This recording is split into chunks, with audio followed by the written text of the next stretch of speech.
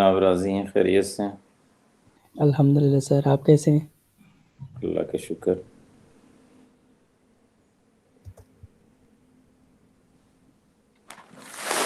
Any problem regarding yesterday's session, please? जी अस्सलाम वालेकुम sir. Sir मुझे एक चीज़ पूछनी थी। जी जी। आपने कल कहा था ना कि life is a blend of happiness and sorrow. उसके बाद आपने ग्लूम एंड कुछ और भी कहा था, वो क्या लफ्ज कहा था? Gloom and gaiety. Sir space Gaiety. ठीक है सर, बस यही पूछना था सर, शुक्रिया। गेटी कहते हैं हैप्पीनेस को, बड़ी शदीद खुशी जो होती है वो गेटी होती है। ठीक है। और ग्लूम सैडनेस को कहते हैं, उदासी को कहते हैं, अंधेरे के लिए भी इस्तेमाल होता है। जबकि गेटी जो है वो खुशी के लिए इस्तेमाल होती है। जिस तरह हम कहते हैं ना, life is a blend of merriment and melancholy. तो मैरीमेंट जो होती है वो खुशी होती है, मेलनकली उदासी को कहते हैं। MERRIMENT, merriment. और मेलनकली उदासी के लिए MELANCHOLY, मेलनकली। मेलनकली उदासी के लिए इस्तेमाल होता है। एक बड़ी खूबसूरत नज़म भी है कीट्स की, ओड ऑन मेलनकली, बड़ी प्यारी। ठीक है, कल वाला काम तो आपको फिर क्लियर है। अब आगे चलते हैं। पहले तो मुझे ज़रा ये बताएं, एक आध बात मैं आपसे पूछता हूँ। If gold rusts what shall iron do? ये बात लिखें, if gold rusts comma what shall iron do. इससे क्या मुराद है आपकी?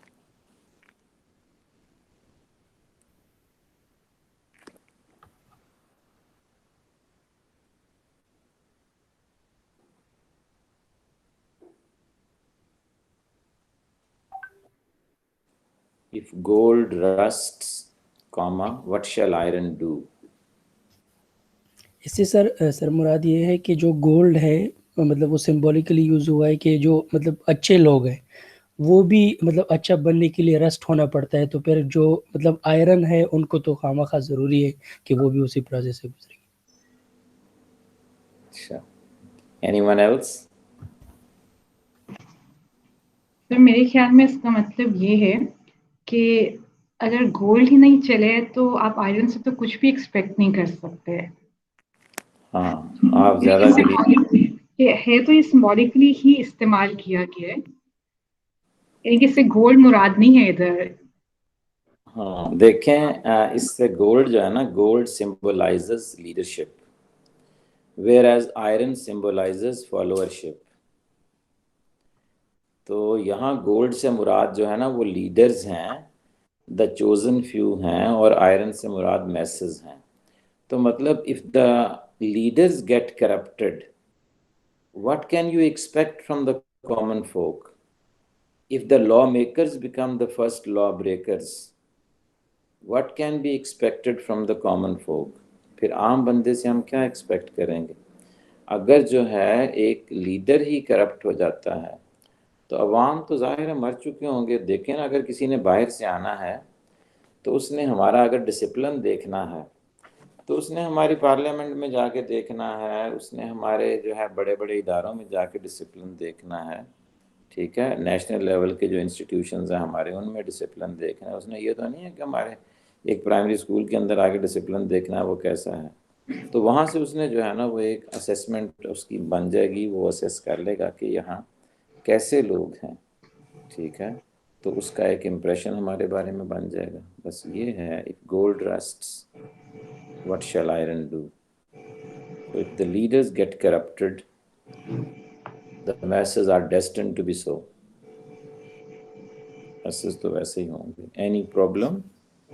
अरे ये हम इस्तेमाल कर सकते हैं ऐसे के पेपर में, या कोई क्वेश्चन हो जो इससे मतलब रिलेट करता हो तो हम क्यों इस्तेमाल नहीं, कर सकते क्यों नहीं कर सकते? ये तो मैं इसीलिए आपसे शेयर करता हूँ ना इस तरह की बातें, ताकि आप रेलेवेंट जंक्चर के ऊपर, सही जगह के ऊपर ऐसी बात लिख दें।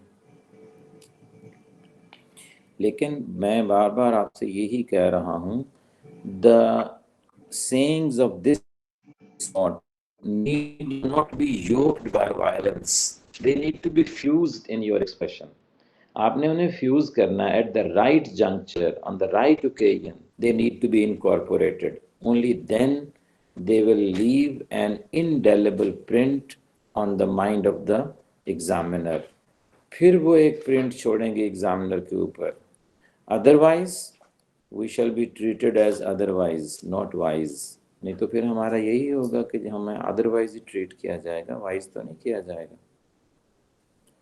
ठीक है, तो मतलब ये है, once again, quotations need to be fused at the right juncture, not to be incorporated by violence. उनको by violence हमने धक्के से मैंने इस्तेमाल करना है कोटेशन को, ऐसा नहीं है. और फिर कोशिश करें कि आप जो है बहुत लंबी लंबी कोटेशंस पेपर्स में नहीं लिखें किसी भी पेपर में, because they give an impression of cramming and rote learning. आप उसे रीफ्रेज कर दें कि फलां ने ये कहा, उसे रीफ्रेज कर दें. विद इन कोटेशन मार्क्स नहीं आएगा, आउट ऑफ कोटेशन मार्क्स होगा. It means you customized it, you reproduced it, because examiner wants to test your English, your genuine English. I mean, he doesn't want to test Shakespearean English or Miltonic English or Chaucerian English और स्विफ्टियन English. उसने वो Swift की, Milton की, Shakespeare की या और लोगों की वर्ड्सवर्थियन इंग्लिश नहीं उसने टेस्ट करनी है. तो आप उसे अपनी अंग्रेजी दिखाएं ताकि वो उसमें उसको असेस करे और फिर आपको मार्क्स दे.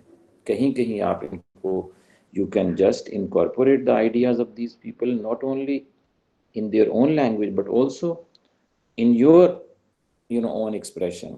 उनकी लैंग्वेज में भी शेक्सपियर ने क्या कहा, वो बहुत छोटी सी अगर कोई एक दो लाइन की कोटेशन है, लेकिन अगर वो लंबी चीजें तो उनको फिर आपने रीफ्रेज करना है. नाम उनका देंगे, थॉट उन्हीं का होगा, but phraseology should be your own, वो आपकी अपनी होगी. अब हम चलते हैं, हम कुछ वोकेबलरी बिल्डिंग के हवाले से कुछ बातें कर रहे थे लास्ट सेशन में, उसे कंटिन्यू करेंगे. और आज मेरी कोशिश होगी that we may take up our core questions. जो है वो कोर क्वेश्चंस जो होंगे उनको हम आज टेकअप करते हैं. साइंस के नाम से कोई लोग किसी ने ज्वाइन किया है, कौन है प्लीज?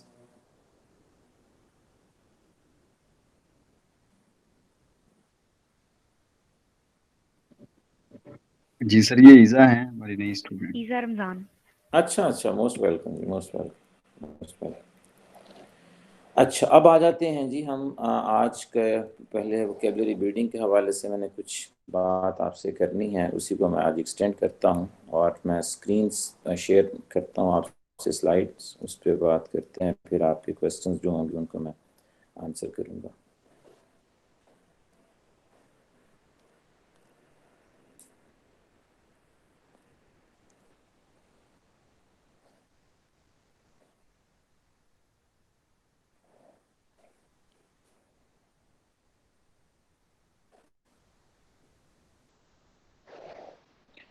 अच्छा, before we go for those vocabulary builders, let us go to this. चूंकि ये स्लाइड खुली हुई थी इस वक्त, इसी पे आपको स्लाइड तो नज़र आ रही होगी, विजिबल है?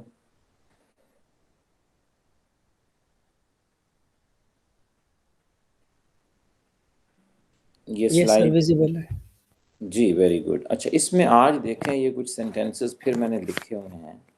इनमें आपने देखना है कि आपको कोई गलती अगर है तो वो आपने पॉइंट आउट करनी है, और अगर कोई सेंटेंस करेक्ट है तो भी आपने बता देना ये करेक्ट है, इसमें ये प्रॉब्लम है. ये आप जो है फर्स्ट 8 जो सेंटेंसेस है ना, नीचे कुछ और बात की गई है, वो मैं फिर बाद में आपसे बात करता हूँ पार्टिसिपल और जेरेंड के हवाले से. 8 सेंटेंसेस हैं ऊपर. लास्ट सेंटेंस है ही caught 10 salmon. यहाँ तक इनको ज़रा पढ़ें और देखें any problem in any of these sentences.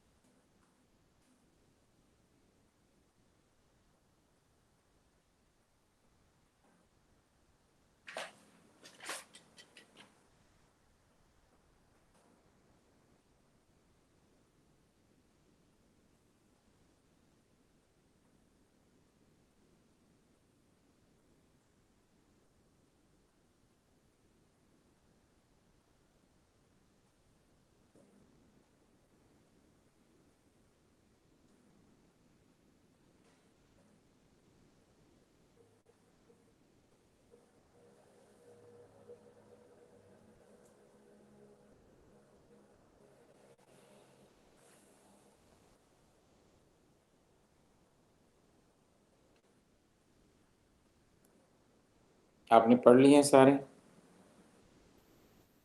Yes sir.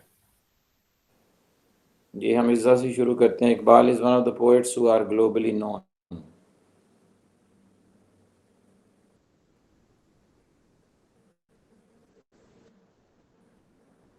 Ji please.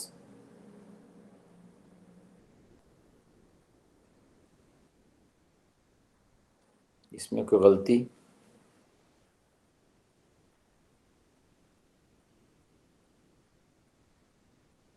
Anyone else?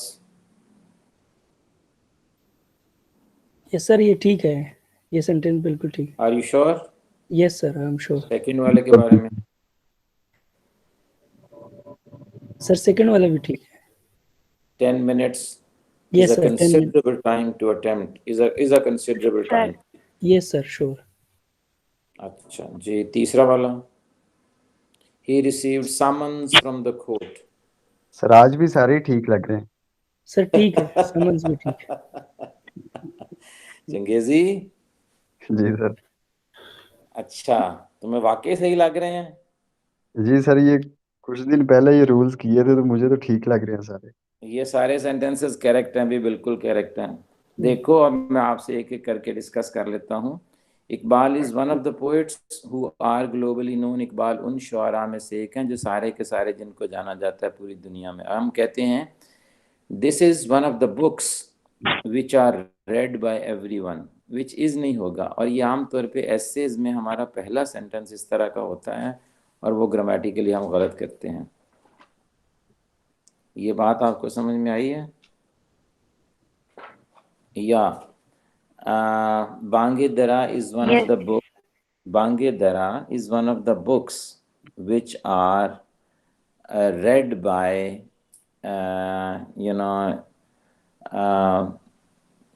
by children. ठीक है, which are read, which are होगा. This is one of the institutions which enjoys नहीं होगा. This is one of the institutions which enjoy maximum repute. इस तरह करके हम करेंगे। वन ऑफ द के बाद जब भी कोई नाउन आएगा वो प्लूरल होगा।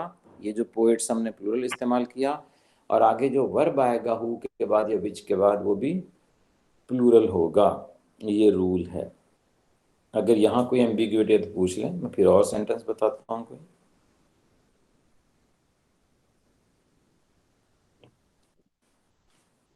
Any ambiguity in this sentence? No, sir. 10 minutes is a considerable time to attempt this question.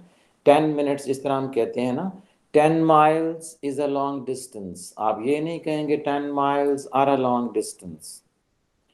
ठीक है, 10 miles is a long distance. हम इसको जो इसमें रूल ये होता है कि हम डिस्टेंस के हिसाब से करते हैं या यहाँ टाइम के हिसाब से हम करते हैं, और वो टाइम जो कि सिंगुलर है इसलिए इज आता है।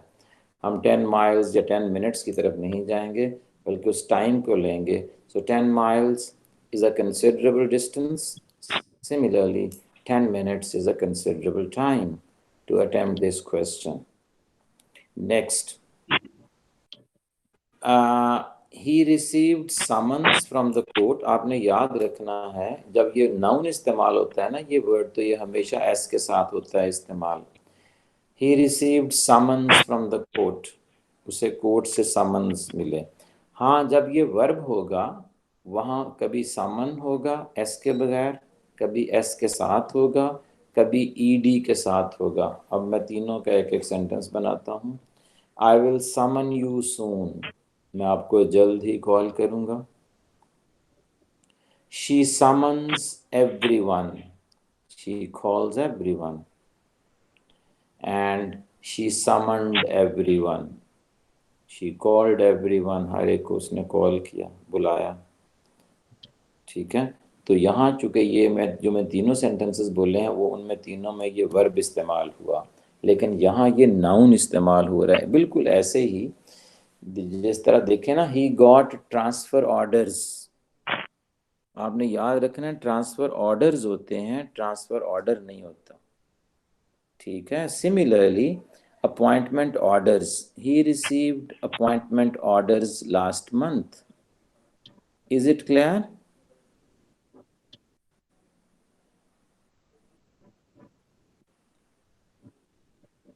इसमें कोई एम्बिग्विटी? No sir. क्लैरिटी है। English has 26 alphabet. याद रखें, अल्फाबेट सिंगुलर भी होता है और अल्फाबेट प्लूरल भी है। A is an alphabet, B is an alphabet, C is an alphabet. A, B and C are 3 alphabet. Is it clear? Alphabets गलत होता है। इसी तरह हम कहते हैं English has 26 letters of alphabet. English has 26 letters of alphabet. English के 26 alphabet हैं। ठीक होगा, आपने करना ही है इसका इस्तेमाल, तो वो फिर लेटर्स आ जाएगा, LETTERS, letters. I gave her a 10 rupee note. अगर तो ये हो I gave him 10 rupees, फिर 10 rupees होगा। लेकिन आगे नोट जब आ जाएगा ना, I gave her a 10 rupee note, फिर रुपीज नोट नहीं आया करता। नेक्स्ट है she will go to her village in summer vacation. अक्सर हम पढ़ते हैं वेकेशंस लिखा होता है, जो कि गलत है, तो वेकेशन होगा। She weighs 7 stone. याद रखें, स्टोन का एक तो मतलब होता है पत्थर, और मैंने कहा था a word is known by the company it keeps. तो यहाँ जो है स्टोन जो है वो एक वेइंग मेयर है, वजन करने का एक पैमाना, उसे भी स्टोन कहते हैं। और probably a stone is equal to 14 pounds. 14 pound जो होते हैं ना, उनका एक प्रोबेबली उसे एक स्टोन कहते हैं, 1 स्टोन। तो स्टोन की प्लूरल स्टोन्स भी होती है और स्टोन भी बगैर एस के भी होती है। सो शी वेज 7 स्टोन, ये करेक्ट है। 7 into 14, ठीक है, तो वो जो वजन बनेगा वो है 7 स्टोन। Is it clear?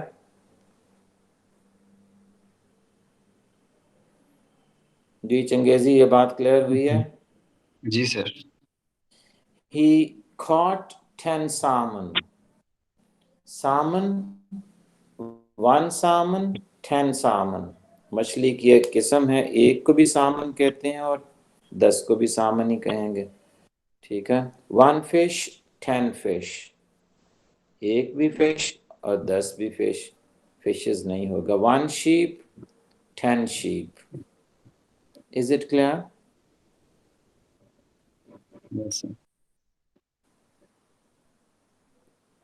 उसके बाद जो आगे लिखे हुए हैं पार्टिसिपल और जेरेंड, ये मैं आपसे डिस्कस करूंगा किसी दिन इंशाल्लाह अज़ीज़। और चूँकि पार्ट्स ऑफ उसमें हवाले पार्ट्स ऑफ स्पीच के हवाले से जब हमने बात करनी है, तो वहाँ मैं इंशाल्लाह इन चीज़ों को डिस्कस करूंगा आपसे। अब मैं आ जाता हूँ, आज जो मैंने आपसे बात करनी थी। सर, जी जी। अरे जो सेकंड लास्ट वाला आपने किया, शी वेज 7 स्टोन, ये जरा दोबारा रिपीट कीजिए। हाँ, स्टोन जो होता है, stone 14 pound, 1 stone is equal to 14 pound. देखें, एक तो स्टोन का मतलब पत्थर होता है ना, और एक स्टोन का मतलब होता है 14 पाउंड वजन जो होता है, उसे स्टोन कहते हैं, 1 स्टोन। यस, उसे क्या कहते हैं? 1 स्टोन। 1 स्टोन, ठीक है। तो यहाँ स्टोन का मतलब जो है ये 14 पाउंड वजन जो है उसे कहते हैं। तो 7 into 14, ठीक है। Okay sir, alright. हाँ, 84 पाउंड जो यहाँ बनेगा ना, वो है शी वेज 84 पाउंड्स। पाउंड्स आएगा। हाँ, ओके। नहीं बल्कि बस ये 14 को आप जब करेंगे यार, उसके साथ मल्टीप्लाई जो है वो 7 के साथ 84 ही आता है। हाँ 84 आता है। हाँ बस अब तो जाहिर है, 1 से 1 टाइम। हाँ 98 होता है ये। This is 98 pound. Is it clear? Yes sir, clear. जिस तरह हम कहते हैं ना, leagues and leagues have left behind, तो लीग, एक तो लीग होती है जो जमात किसी के लिए भी इस्तेमाल होता है। एक लीग जो है ये एक फासले की भी एक इकाई है, ठीक है, यूनिट ऑफ डिस्टेंस, उसे भी लीग कहते हैं, LEAGUE, उसे लीग कहा जाता है। It's a kind of unit of distance, तो वो भी लीग होता है, LEAGUE। इसीलिए मैंने आपसे ये कहना था कि आपको एक ही वर्ड के जो मुख्तलिफ शेड्स ऑफ मीनिंग्स होते हैं, you have to be very very watchful regarding the multiple shades of meanings of the same word. बहरहाल आज जो हमारा काम है थोड़ा सा वोकेबलरी बिल्डिंग के हवाले से, उसे मैं आपसे जो है वो शेयर करता हूँ, उसको हम पहले करते हैं, उसके बाद फिर जो है हम देखते हैं मज़ीद जो है। हाँ, कल मैंने आपसे बात की थी सिनोनिम्स और एंटोनिम्स के हवाले से, वहाँ कोई आपको कोई प्रॉब्लम? बल्कि एक एक्सरसाइज हम करते हैं उसकी, ताकि मज़ीद जो है उसमें क्लैरिटी हो जाए। जी ये ज़रा देखें, सिनोनिम्स और एंटोनिम्स के हवाले से एक एक्सरसाइज है छोटी सी। 3 out of 4 words once again they are synonyms, the fourth is an antonym. You are going to encircle the antonym, आपने उसको encircle करना है उस antonym को। पढ़ें इनको, हरी आप।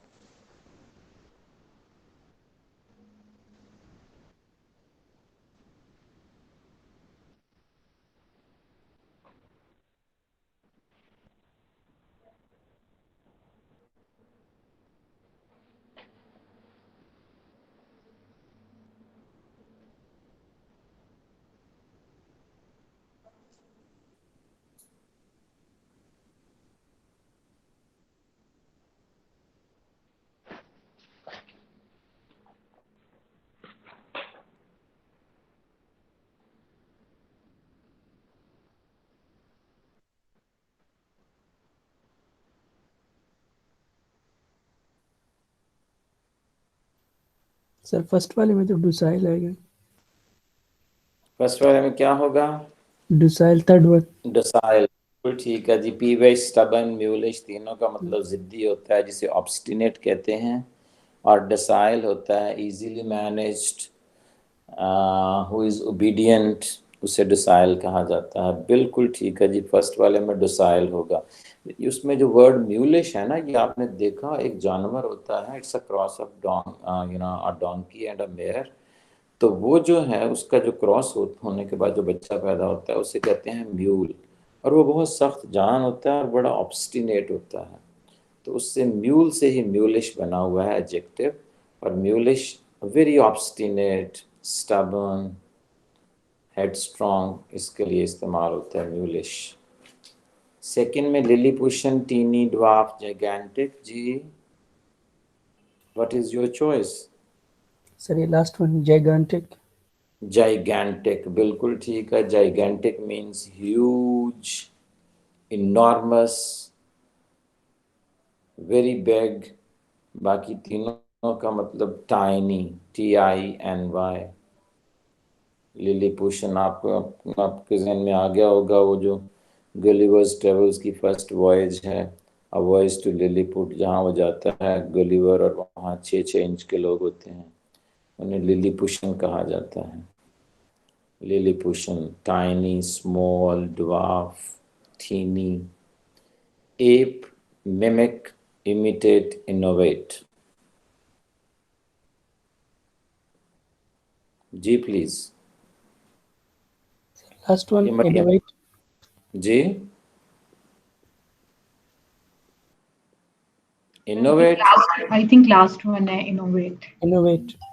जी बिल्कुल ठीक है। बाकी तीनों का मतलब कॉपी करना होता है। Don't app others, don't copy others, don't mimic others, don't imitate others, copy करना तीनों का मतलब। और इनोवेट जो होता है वो कोई नई चीज़ सामने लेके आना, टू क्रिएट समथिंग न्यू। ठीक है। एप जो है ये नाउन भी इस्तेमाल होता है, the Elder brother of monkey, ठीक है। और एप जो है एज अ वर्ब भी इस्तेमाल होता है, यहाँ वर्ब के तौर पे इस्तेमाल हुआ क्योंकि बाकी तीनों इसके जो है वो मेट्स हैं, वो वर्ब हैं, इसलिए इसको मैंने आपसे कहा था कि in case of synonyms and antonyms there is no room for class change. और क्लास चेंज से क्या मुराद है, अगर एक वर्ब है तो उसका सिनोनिम भी वर्ब होगा, उसका एंटोनिम भी वर्ब होगा। Is it clear? chagrin, dismay, disappointment, delight.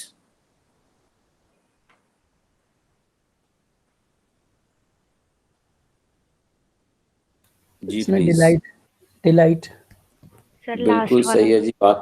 बाकी तीनों का मतलब जो होता है वो डिसअपॉइंटमेंट, मायूसी होना किसी चीज़ में, और डिलाइट जो है वो खुशी के लिए इस्तेमाल होता है, वो इसका एंटोनिम है। बिल्कुल शैग्रिन हम जब कहते हैं ना, much to my chagrin he could not qualify, much to my dismay he could not qualify, much to my disappointment he could not qualify, much to my delight he did qualify. Is it clear?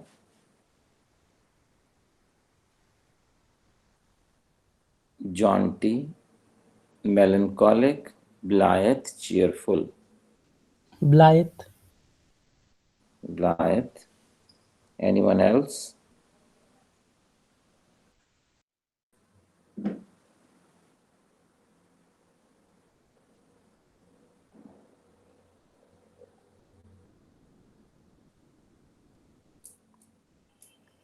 इसमें जो choice है वो है melancholic.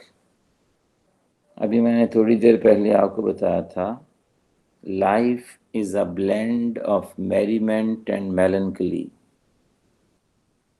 मेलनकली किसे कहते हैं? मेरीमेंट का उलट होता है मेलनकली। तो क्या होगा मेलनकली का मतलब?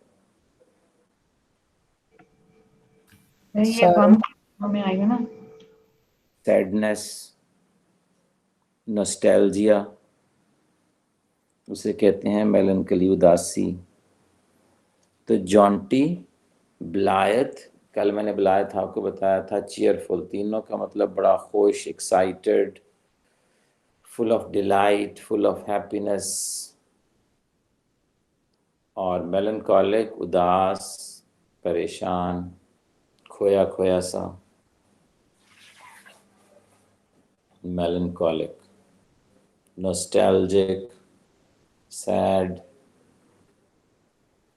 और जॉन्टी का मतलब जॉली, ब्लायथ, चीयरफुल, ये सारे के सिनोनिम्स होते हैं। एक तरफ ये सिनोनिम्स हैं, दूसरी तरफ sad, nostalgic, melancholic, they are synonyms.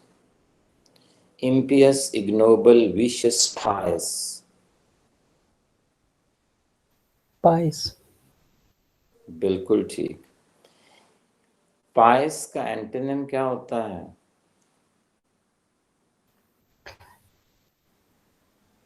एम्पियस इम्पियस।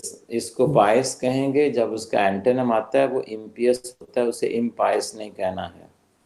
Is it clear? Yes जिस तरह हम कहते हैं ना finite, FINITE, finite, finite means limited, और फाइनाइट का एंटोनिम क्या होता है? Infinite infinite. उसे इनफाइनाइट नहीं कहते हैं। Very good. बिल्कुल ऐसे ही पायस का एंटोनिम इम्पायस नहीं है बल्कि इम्पियस है। और विशस किसका एंटोनिम है?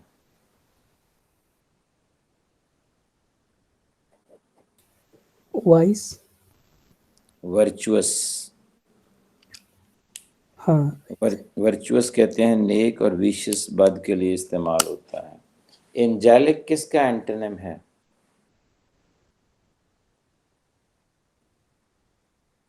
This is a kind of test which we did yesterday. Angelic, सेटानिक stanic, हाँ stanic, स्टेनिक टैनिक होगा इसका एंटोनिम या डेविलिश होगा इसका एंटोनिम? ठीक है जी। अब मुझे बताएं, अगला है फिंडिश, एंजेलिक, स्टैनिक, डेविलिश। यहाँ कौन सा होगा आपका चॉइस? Second, angelic. एंजेलिक, बिल्कुल ठीक है। फरिश्ता सिफ्त, एंजेलिक। बाकी तीनों का मतलब होगा शैतान सिफ्त। Next, the last one, chaos, system, anarchy, disorder. Second, system. बिल्कुल ठीक है जी। chaos, एनर्की, डिसऑर्डर ये सिनोनिम्स हैं। Breach of system is called chaos। ठीक है, तो जाहिर है फिर सिस्टम उसका एंटोनिम हो जाएगा। सिस्टम हो सकता है, ऑर्डर हो सकता है, डिसिप्लिन हो सकता है, मैनेजमेंट हो सकता है, ऑर्गेनाइजेशन हो सकता है, ये सारे सिनोनिम्स हैं। जबकि chaos, anarchy, disorder, turmoil, crisis, ये सारे फिर दूसरी तरफ चले जाते हैं एंटोनिम्स की साइड में। Is it clear? इनमें कहीं कोई प्रॉब्लम आपको?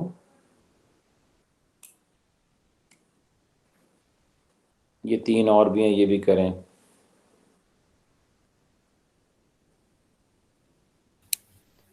सर इसमें सी ऑप्शन आएगा। पहले वाले में कौन सा ऑप्शन है? सी। सी जी। कोई और बताएगा? चंगेजी।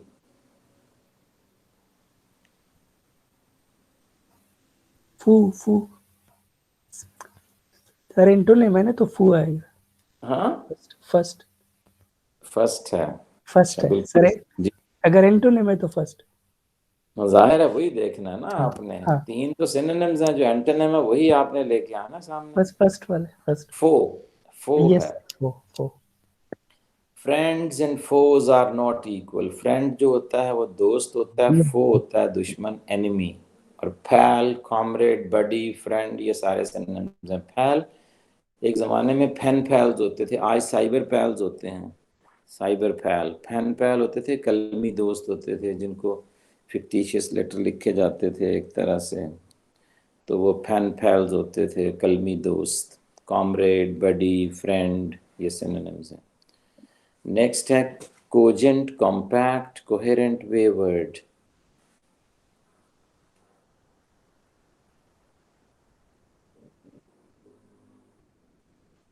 जी प्लीज। सर फर्स्ट वाला लग रहा है, cogent. Cogent, anyone else?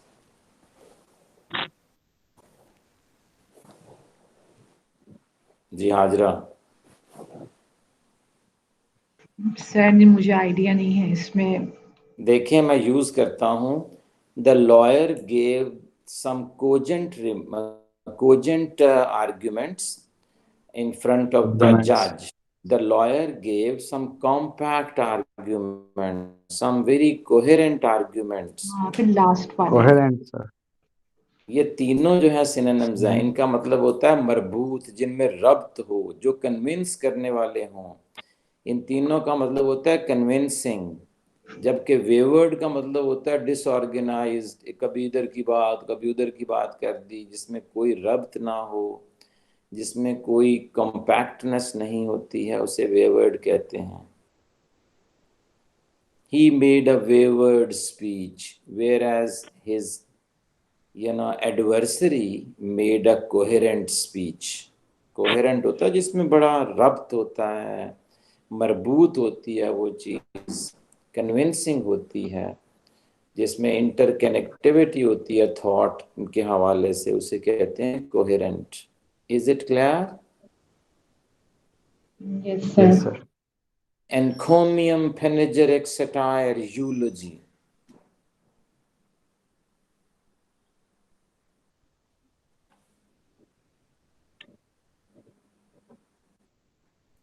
Sir यूलोजी, ये सर ये वर्ड मैंने आज पढ़ा है। यूलोजी। क्या क्या होता है यूलोजी? और जब किसी बंदे की मौत होती है तो उसके ऊपर जो खुतबा दिया जाता है उसको कहते हैं। शाबाश। यूलोजी कहते हैं a kind of poem that is written on the death of someone, या बल्कि डेथ भी नहीं, वो एलेजी होती है भाई, ELEGY, एलेजी। यूलोजी कहते हैं a piece of composition or a poem which is written in praise of someone। किसी की तारीफ में जो लिखी जाए चीज वो यूलोजी होती है, चाहे वो कोई लिविंग बीइंग हो, चाहे वो कोई डेड हो। हाँ, अगर वो डेड है तो उसके लिए एक खास वर्ड इस्तेमाल होता है, वो होता है एलेजी, ELEGY। उस एलेजी को क्या कहते हैं? मर्सिया। लिख लें, ये नोट करें, ELEGY, एलेजी। ये मर्सिया होता है a mourning poem, MOURNING, mourning, उसे एलेजी कहते हैं, याद रखना, मर्सिया। Mir Anees has written some of the best elegies in Urdu. Urdu में बड़ी खूबसूरत एलेजीज हैं मीर अनीस की। मरासी, मर्सिया की जमा होता है मरासी।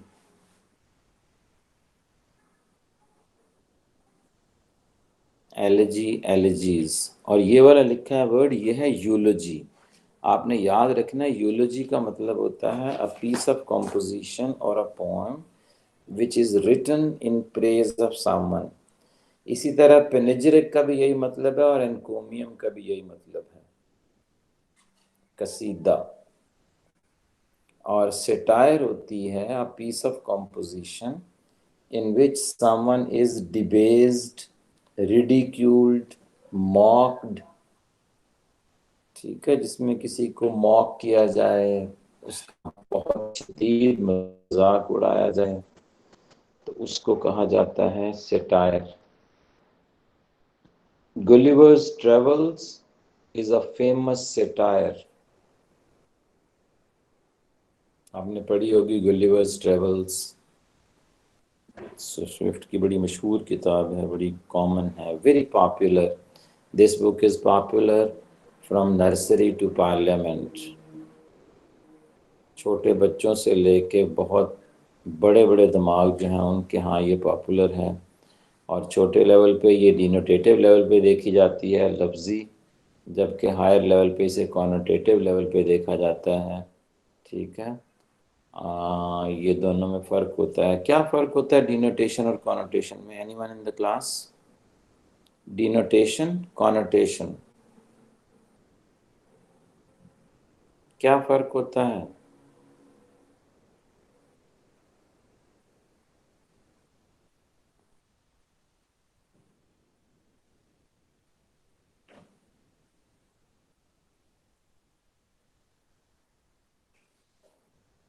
जी, कोई अंदाज़ा है डिनोटेशन कॉनोटेशन में क्या फ़र्क होता है?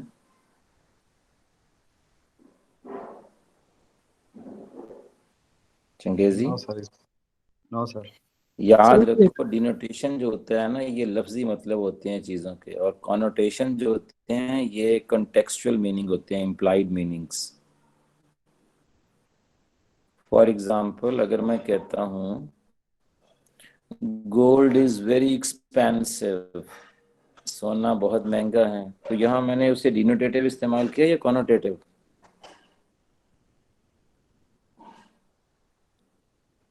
यहाँ गोल्ड जो है वो डिनोटेटिव इस्तेमाल हुआ है या कॉनोटेटिव?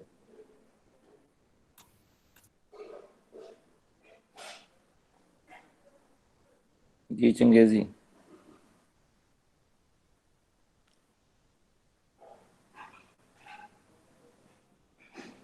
ये दोबारा यहाँ बोलिएगा। गोल्ड मैंने गोल्ड इज वेरी एक्सपेंसिव, यहाँ गोल्ड जो है डिनोटेटिव उसका लफ्जी मतलब है। अगर मैं कहता हूँ if gold rusts what shall iron do, यहाँ गोल्ड जो है वो लफ्जी मानी में इस्तेमाल हुआ है या मुहावराती मीनिंग में, कॉन्टेक्सचुअल मीनिंग? सर सेंटेंस बोलिएगा। Gold is, gold is expensive, number one, sentence number one, gold is expensive. और दूसरा सेंटेंस है, इस सेंटेंस में गोल्ड इज एक्सपेंसिव में मैंने गोल्ड इस्तेमाल किया है डिनोटेटिव, लफ्जी मतलब है गोल्ड का। और दूसरा सेंटेंस है if gold rusts what shall iron do, यहाँ गोल्ड को ये मैंने सेकंड है, ये कंटेक्चुअल है। यहाँ मैंने कॉनोटेटिव मानी में इस्तेमाल किया है। ये बात क्लियर हुई? जी सर। यहाँ बच्चों की तमाम वैरायटी मौजूद है, ये कॉनोटेटिव इस्तेमाल हुआ है। ये नहीं है कि वहाँ बच्चे मौजूद हैं जितने मर्जी जाके खरीद लें, ठीक है ना। बच्चों की वैरायटी से मुराद ये है कि बच्चों के शूज़ हैं, बच्चों के ड्रेसेस हैं, ये मुराद है। तो यहाँ बच्चों की तमाम वैरायटी मौजूद है, ये कॉनोटेटिव इस्तेमाल है, डिनोटेटिव नहीं है। अगर कोई बंदा ये समझे कि चलो चल के 4 बच्चे ही खरीद लेते हैं, तो ये लैंग्वेज जो है ना, सारा दिन जो हम बोलते हैं मैक्सिमम कॉनोटेटिव होती है वो लैंग्वेज, ठीक है ना। कितने चल रहे हो ऐसे ही भाई, कहाँ ये बताओ, you got it?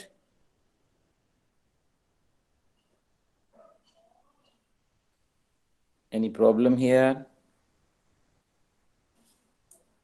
No sir. ठीक हो गया, चलो आगे चलते हैं जी।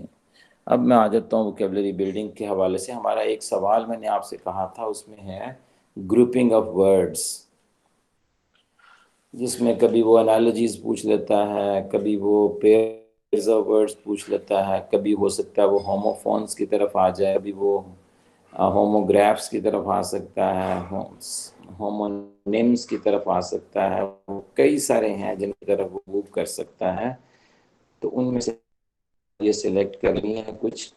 homophones. Homophones, homo means same and phone means sound.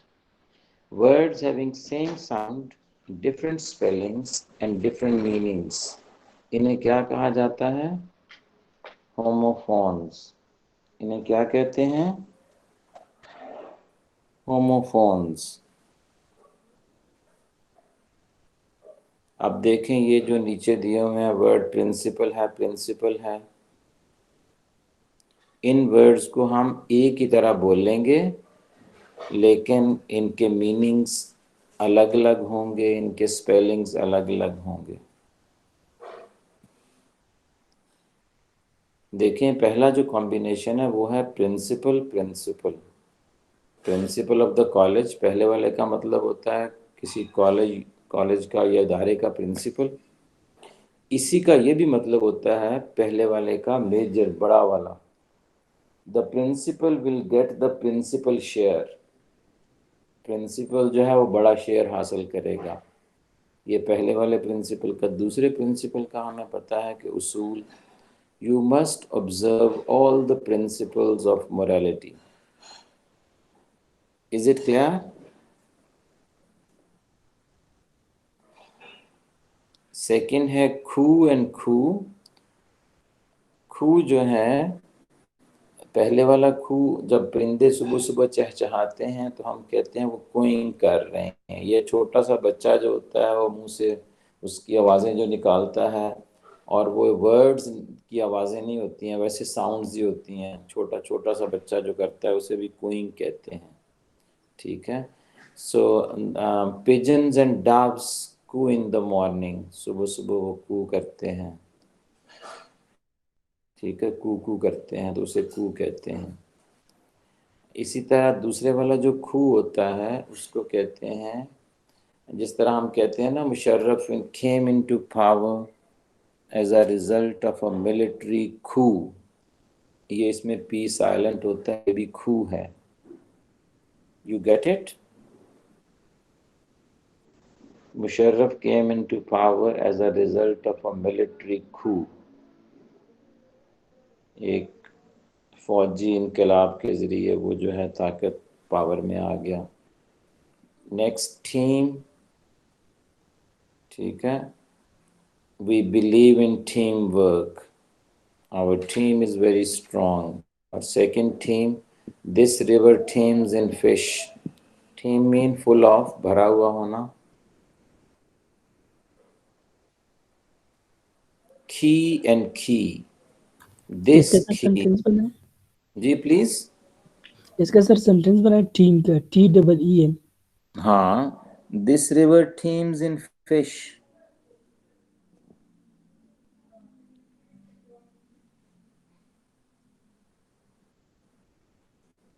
That pond teems with turtles. वो पॉन्ड जो है उसमें टर्टल ही टर्टल हैं, बहुत सारे टर्टल्स हैं। Clear? Yes, sir, clear. Key and key. This key will unlock that door. He doesn't like textbooks, rather he likes keys. ये मैं दोनों सेंटेंसेस पहले की के बारे में बनाए हैं। और दूसरा वाला की जो होता है, it means a place at the harbor where ships are loaded and unloaded. ये जो होता है ना बंदरगाह पे, उस जगह को खी कहते हैं जहाँ जहाज़ों को, बड़ी जहाज़ों को लोड अनलोड किया जाता है, उसे खी कहा जाता है। अगला वाला है जी meet, meet and meet.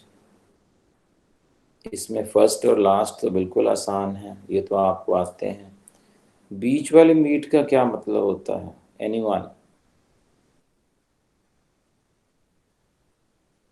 It means dispense, provide. We should mete out justice to everyone. हमें हर शख्स को इंसाफ मुहैया करना चाहिए, बहम पहुंचाना चाहिए। Our courts should mete out justice to everyone.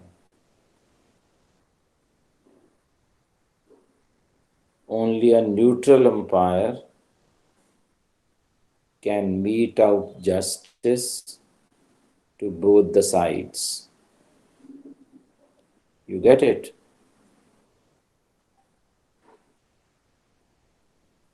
Next है fate and fate. FATE, FETE। पहले वाला फेट किस्मत। We are the architects of our own fate. ठीक है, हम अपनी किस्मत खुद बनाते हैं, उसके आर्किटेक्ट हैं हम। और दूसरा वाला फेट जो है, फेस्टिवल को कहते हैं, एग्जीबिशन को कहते हैं, कोई गाला जो होता है उसे कहते हैं। A fete has been arranged on campus to collect funds for the flood affectees. तो ये फेट होगा, FETE। इसको भी फेट कहते हैं। अच्छा, ये वर्ब कई दफ़ा ये वर्ड जो है ना एज अ वर्ब भी इस्तेमाल होता है। Wherever he goes, people fate him. जहाँ भी वो जाता है लोग उसे वेलकम करते हैं, उसे खुशामदेद कहते हैं। तो ये फेट वर्ब भी इस्तेमाल होता है, FETE।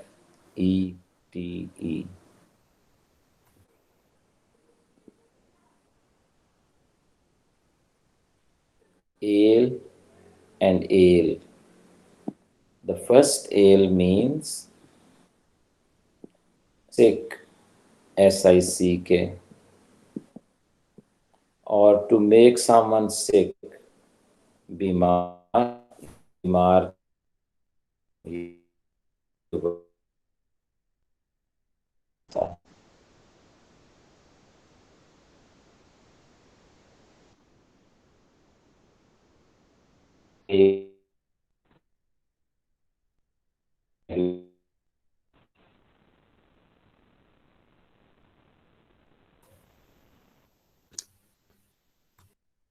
कहते हैं, अल्कोहलिक ड्रिंक।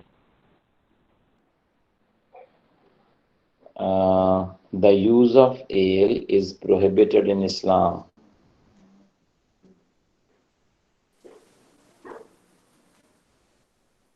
या हम इस तरह भी कह सकते हैं,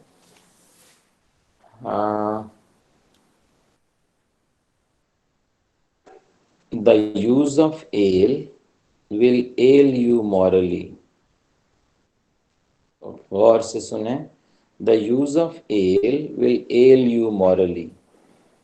पहला मैंने कौन सा ale इस्तेमाल किया है जी हाजिरा? सर सेकंड वाला। Very good. The use of ale will ail you morally. शराब का इस्तेमाल आपको अखलाकी तौर पे बीमार कर देगा। और दूसरे, मैंने जो दूसरा एल इस्तेमाल किया है वो फर्स्ट वाला एल है। Very good. Pen and pen.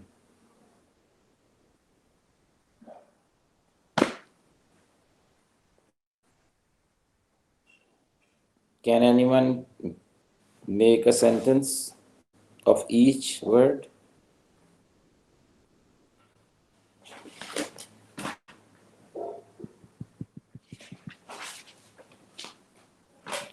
He feels pain in his ankle, पहले वाला पेन, और दूसरे वाला पेन विंडो पेन जो होते हैं, ठीक है। Please clean the window pain in the kitchen. Kitchen में जो शीशा होता है खिड़की का, उसे आमतौर पे पेन कहते हैं, विंडो पेन, ठीक है। नेक्स्ट है थ्रोज एंड थ्रोज। पहला वाला आसान है, he throws a ball. Second वाला थ्रोज जो होती हैं वो इंटेंस पेन्स होती हैं, शदीद जो दर्द होती है उसे कहते हैं। He was morning because of throws. वो हाय हाय कर रहा था शदीद दर्द की वजह से। मॉर्निंग, यहाँ कौन सा मॉर्निंग है? MOANING। MOANING।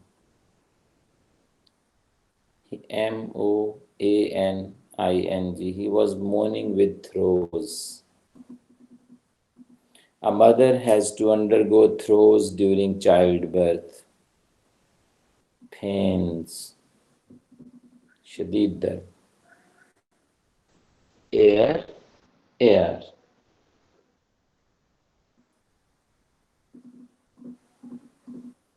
हवा के लिए इस्तेमाल होता है पहला, और दूसरा वायरस के लिए।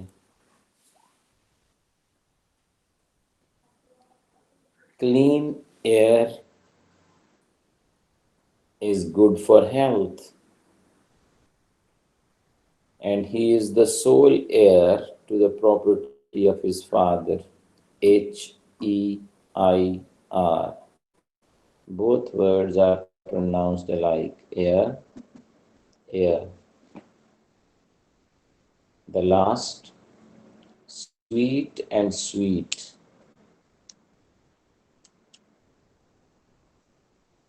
Sweet and sweet. SUITE, sweet। ये भी sweet होगा, ठीक है।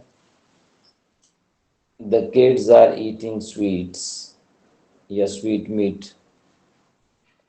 और sweet second वाला, it's a kind of apartment। Get a suite booked in the hotel for the family।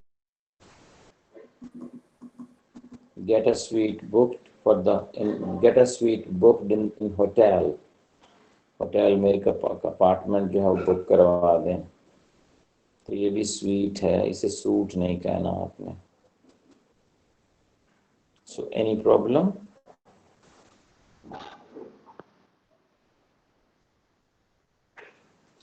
इनमें कहीं कोई मसला आपको?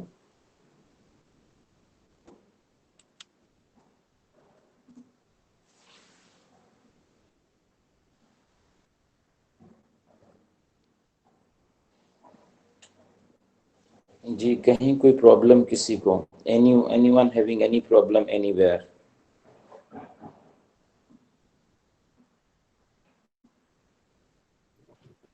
No sir. क्लैरिटी हो गई है यहाँ तक? चलें जी, बहुत अच्छा है। अब हम आ जाते हैं, मैंने जिस तरह कहा था हमें अपने कोर क्वेश्चंस की तरफ भी आना है, और ये सारा काम हम बेसिकली उसी के लिए कर रहे हैं। ये वोकैबुलरी बिल्डिंग का काम मैं जारी रखूँगा कल भी। आज मैंने आपसे होमोफोन्स डिस्कस किए हैं। अपने कल के सेशन में मैं इंशाअल्लाह अल अज़ीज़ आपसे होमोग्राफ्स और होमोनिम्स के ऊपर भी बात करूँगा, ताकि ये चीज़ें हम आहिस्ता आहिस्ता जो है अपनी वोकैबुलरी के हवाले से बेहतर होते जाएँ। फिर इसके बाद एनालिसिस पे आ जाएंगे, वन वर्ड सब्सटीट्यूशन पे आ जाएंगे। So all these things they will matter and they are supposed to be taken care of। इनका हम जो है इनको देखेंगे और बहुत अच्छी तरह कोशिश करेंगे इनको देखें। अब हम आ जाते हैं अपने कोर क्वेश्चंस की तरफ। मैंने कोर क्वेश्चंस पे बात आपसे की थी कि we have got 3 core questions in our paper, which are considered to be the cardinal, side of the paper, the most significant.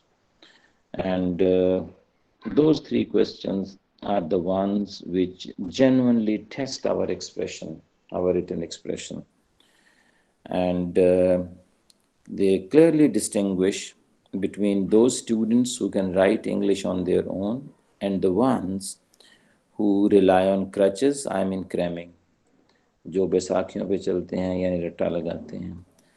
तो कोशिश करें कि आप जो है खुद से लिखने की तरफ चलें। ये मुश्किल काम है, but it is very rewarding towards the end, and eventually you will enjoy composing your ideas in a coherent and cogent manner. However, it takes a bit of time to reach that landmark, but once you get closer to the landmark, you will start feeling ecstatic, jubilant, and you will keep on enjoying when your labor will yield a bit of fruit. जब वो कुछ ज़रा सा भी fruit लेके आएगी आपकी labour, तो आप डेफिनेटली इंजॉय करेंगे उसके फ्रूट को।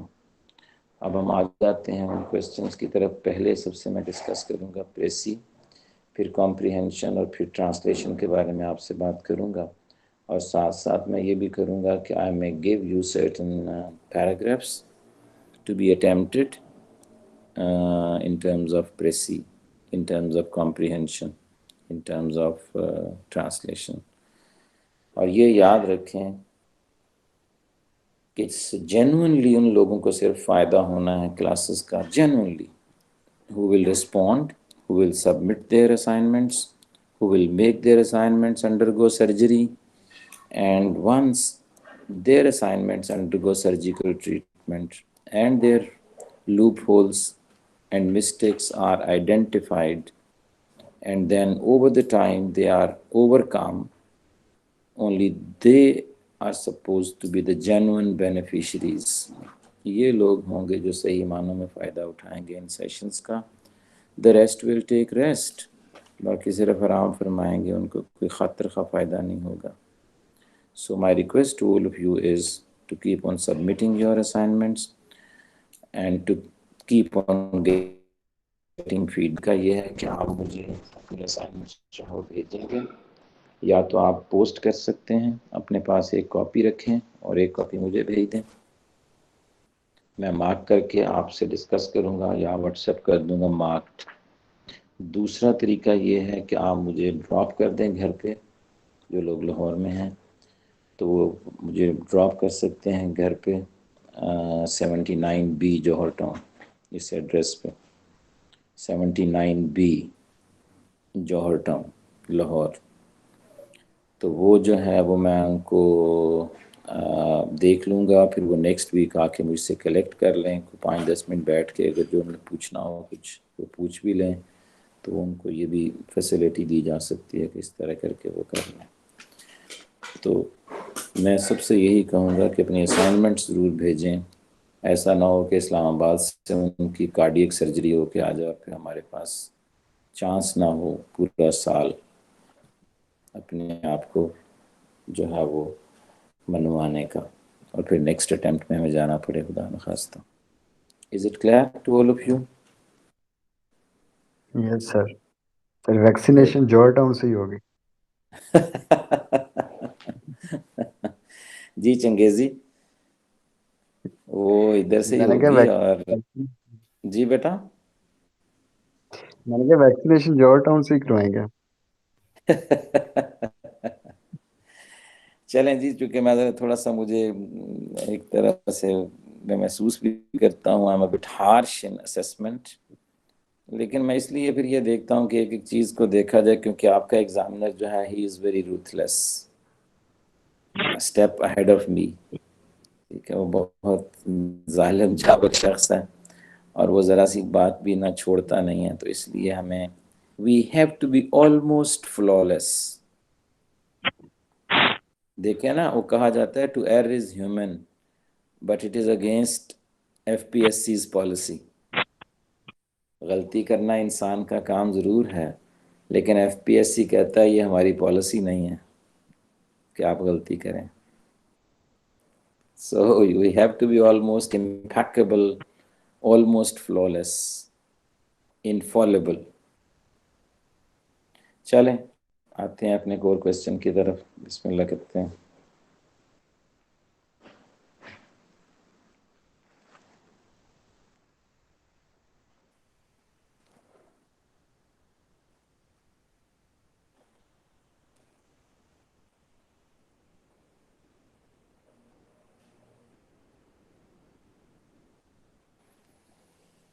जी प्रेसी, आपको स्लाइड तो नजर आ गई होगी, शो हो रही है? यस सर, शो हो रही। जी, पहले तो ये ज़हन में रखें कि प्रेसी जो है ना, ये इंग्लिश वर्ड नहीं है, ये फ्रेंच वर्ड है प्रेसी। इसमें लास्ट एस साइलेंट है और आखिरी आई जो है वो प्रोनाउंस होता है प्रेसी, लास्ट बट वन आई जो है। अच्छा, दूसरा ये बात याद रखें कि ये जो वर्ड है ना, इसका 100% इक्विवेलेंट अंग्रेजी में एक वर्ड भी नहीं है कि जो 100% वही सेंस दे जो प्रेसी देती है। याद रखें, the word precis in French means brief but complete, brief but comprehensive, ये इसका मतलब होता है। इंग्लिश में इसके सिनोनिम्स बहुत सारे हैं। प्रेसी का ब्रेविटी है, BREVITY, ब्रेविटी है, समरी है, सिनॉप्सिस है, ठीक है, एब्रिजमेंट है, कंडेंसेशन है, कॉन्ट्रैक्शन है, बहुत सारे वर्ड्स हैं। But the true flavour of precis is all together missing in any of the vocabulary items in English language. That is why the French even today claim that their language is superior to English language. आज भी उनका ये claim है कि उनकी ज़ुबान अंग्रेज़ी से सुपीरियर है। लेकिन बहरहाल अब अंग्रेज़ी जो स्टेटस इंजॉय कर रही है in the galaxy of language, which is almost incomparable, वो इनकम्पैरेबल है, उसका मुकाबला इस वक्त नहीं है। The true international language is English. तो बहरहाल ये तो है, because it is the language of the net. आ जाते हैं प्रेसी के ऊपर। प्रेसी है क्या, जिसे उर्दू में हम तलखीस कहते हैं, किसी चीज़ का खुलासा। अच्छा, एक और भी बात याद रखें, अगर ये दिया जाता है ना, कहा जाता है कि make a precis of the passage, तो अंडरस्टूड है, खास तौर पे जब प्रेसी का वर्ड लिखा हुआ ना, तो अंडरस्टूड है कि ये 1/3 करनी है। Precis means 1/3 of the original composition, ये इसके अंदर इनहेरेंट मीनिंग में अंदर है। Unless you are given some instructions regarding length, अगर आपको कोई इंस्ट्रक्शंस नहीं दी गई तो इसका मतलब है ये 1/3 करनी है। हाँ, अगर इंस्ट्रक्शंस आपको स्पेसिफाई कर दी गई हैं 1/10 है, summarize the passage below up to 1/10 of its original length, फिर ठीक है, आप उसे 1/10 करेंगे। तो पेपर में आपने बहुत एहतियात से पढ़ना है क्वेश्चन को कि उसने लेंथ क्या मांगी है। Sometimes the people get dodged in the paper, so be careful. अच्छा, अब ये है क्या मामला कि प्रेसी क्या है, आपने ये बात तो याद रखनी है। Precis means a shortened reproduction of the given passage, a shortened reproduction of the given passage। जो दिया हुआ पैसेज होता है ना, उसकी शॉर्टेंड रिप्रोडक्शन है, उसे आपने रिप्रोड्यूस करना है, उसको आपने इमिटेट नहीं करना है। ये नहीं है कि वहाँ से उठा उठा के पूरे पूरे चंक्स उठा उठा के आपने प्रेसी में लिख दिए। No, you must reproduce, you must refashion, you must give a reorientation of the passage in a brief manner. but at the same time complete manner. अब आ जाते हैं इसकी जो पहली बहुत ही अहम चीज़ है, वो है टाइटल। उसकी वजह यह है कि टाइटल जो होता है प्रेसी का, जो तलखीस का टाइटल होता है, उसके 20% मार्क्स उसके होते हैं। If the precis carries 20 marks, 5 marks are meant for title. उसके 5 नंबर जो हैं, sorry 4 marks, not 5, 4 out of 20 they are meant for title, because that makes 20%. Title कैसा होना चाहिए? Specific to the passage, not general. जो passage है बस सिर्फ उसको वो जो है वो कवर करता हो टाइटल, वो जेनेरिक नहीं होना चाहिए। और ये it can be given at the top और बॉटम। टाइटल आप टॉप पे भी दे सकते हैं, बॉटम पे भी दे सकते हैं। पैसेज करने से पहले ऊपर भी दे सकते हैं, और पैसेज करने के बाद भी टाइटल लिख सकते हैं। In case it is given at bottom, write the word title in the beginning. अगर आप ये बॉटम पे दे रहे हैं ना, तो फिर आपको टाइटल का वर्ड भी लिखना है, TITLE। टाइटल लिखने के बाद कोलन आएगा और आगे आएगा the causes and cures of relentless inflation। अगर आपका ये टाइटल है, the causes and cures of relentless inflation, तो फिर आप ऐसे लिखेंगे, कॉजेज डी का टी कैपिटल होगा, कॉजेज का सी कैपिटल होगा, क्योर्स का सी कैपिटल होगा, और रेलेंटलेस का आर कैपिटल, और इन्फ्लेशन का आई कैपिटल। अगर आप टाइटल दे रहे हैं टॉप के ऊपर, फिर नीचे आपने पैसेज अटेम्प्ट किया है, तो फिर टाइटल का वर्ड नहीं आएगा, TITLE नहीं लिखेंगे आप सिर्फ लिखेंगे उसका जो एक्चुअल टाइटल है, और वो क्या है? The causes and cures of relentless inflation। You get it? ये बात आपको समझ आई है कि नहीं?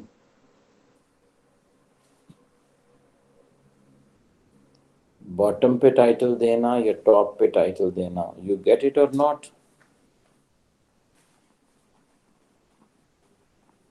Anyone having any problem? इसमें क्लैरिटी हो गई सर ये है? रिपीट कीजिए। देखो, टाइटल जो होता है प्रेसी का, जो पैसेज होता है उसका टाइटल मांगा जाता है आपसे। अगर नहीं भी मांगा गया फिर भी आपने टाइटल देना होता है, इट इज मैंडेटरी। जी सर। ये लाजमी है, नहीं दोगे तो 20% क्रेडिट खत्म हो जाएगा, कट जाएगा। टाइटल देने के 2 तरीके हैं, या तो टॉप पे टाइटल दे दें या बॉटम पे टाइटल दे दें। पैसेज करने से पहले टॉप पे टाइटल लिख दें और नीचे पैसेज की प्रेसी कर दें। अगर इस तरह करेंगे तो TITLE ये वर्ड नहीं लिखा जाएगा टाइटल लिखते हुए। लेकिन अगर आपने प्रेसी अटेम्प्ट करने के बाद पैसेज आपने अटेम्प्ट कर लिया, नीचे पैसेज के आप लिखते हैं टाइटल, TITLE, फिर लिखना पड़ेगा, उसके बाद कोलन डालना पड़ेगा, और फिर आप आगे टाइटल लिखेंगे जो भी है आपका। जिस तरह मैंने ये बनाया हुआ है title, the causes and cures of relentless inflation। I think ये आपको समझ आ गया होगा। अब यहाँ एक और बात भी समझने की है, जो बड़ी टेक्निकल चीजें हैं, जो बच्चे बिल्कुल नहीं ध्यान करते और फिर मार्क्स कटवाते हैं। टाइटल के अंदर जितने वर्ड्स हैं उनको आपने देखना है, क्या वो नाउन्स हैं, एडजेक्टिव्स हैं, वर्ब्स हैं, प्रेपोजिशंस हैं, कंजंक्शंस हैं, वो कौन कौन से वर्ड्स हैं। यहाँ फिर ये ज़रूरी होता है कि आपको पार्ट्स ऑफ स्पीच आने चाहिए। और मैं इंशाअल्लाह अज़ीज़ अगले वीक में जो पहली ही क्लास होगी उसमें पार्ट्स ऑफ स्पीच पे थोड़ी सी आपसे बात करूँगा, ताकि ये जो बेसिक प्रॉब्लम है हमें वो फायर हो जाए। क्यों ज़रूरत है? आप देखें, अगर हमारे टाइटल में नाउन्स, जितने नाउन्स आएंगे ना, चाहे वो कॉमन नाउन हो या प्रॉपर नाउन हो, उनमें से हर नाउन का फर्स्ट लेटर जो है वो कैपिटल होगा। अब यहाँ जो ये देखें नीचे ब्रैकेट्स में मैंने एक बात लिखी है, words from open classes, nouns, adjectives, verbs, adverbs start with a capital letter. अच्छा, ओपन क्लासेस जो है ना, पार्ट्स ऑफ स्पीच जो है, उनमें से कुछ ओपन क्लासेस हैं, कुछ क्लोज्ड क्लासेस हैं। किसी को कोई अंदाजा है? आपने पार्ट्स ऑफ स्पीच कभी पढ़े? जी सर। हाँ चंगेज जी, जी सर, पढ़े तो हैं। कब पढ़े थे? अगर अगर आप कुछ मुश्किल ना पूछें तो। नहीं नहीं, ऐसी बात नहीं है, कब पढ़े थे? सर ये पिछले हफ्ते भी पढ़े हैं, उससे पहले रैनन मार्टिन को भी शुरू किया था। अच्छा चलो ठीक है। अच्छा देखें जी, इसमें ओपन क्लासेस चंगेजी क्या होती हैं, इनसे क्या मुराद है? सर ये आपने मुश्किल ही पूछ लिया, इसका इजहार पहले किया था। अच्छा अभी सुन लें सारे लोग जो हैं, ये बड़ा टेक्निकल मसला है और ये आपको क्लैरिटी होनी चाहिए। देखें, पार्ट्स ऑफ स्पीच हैं nouns, pronouns, adjectives, verbs, adverbs, conjunctions, interjections, articles. ठीक है, इन सारों को पार्ट्स ऑफ स्पीच कहते हैं। इनमें से कुछ वर्ड्स ऐसे हैं या कुछ पार्ट्स ऑफ स्पीच ऐसे हैं जिनको कहते हैं ये ओपन क्लासेस हैं, और कुछ ऐसे हैं जो क्लोज्ड क्लासेस हैं। अच्छा, ओपन क्लासेस से क्या मुराद है? इससे मुराद वो पार्ट्स ऑफ स्पीच हैं जो नए नए वर्ड्स जिनके अंदर मज़ीद शामिल हो रहे हैं, ओपन हैं वो, they are receptive to new words, they are open to new words. वो नए वर्ड्स जो हैं वो ओपन हैं नए वर्ड्स के लिए। और कुछ क्लासेस ऐसी हैं, they are sceptic to new words, they are not open, उन्होंने अपने दरवाजे बंद कर लिए हैं। ठीक है, कि उनमें कोई एडिशन नहीं हो सकती।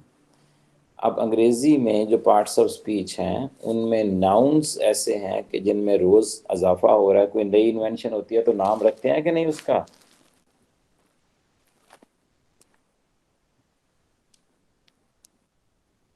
हाँ भाई, कोई नाम रखते हैं उसका?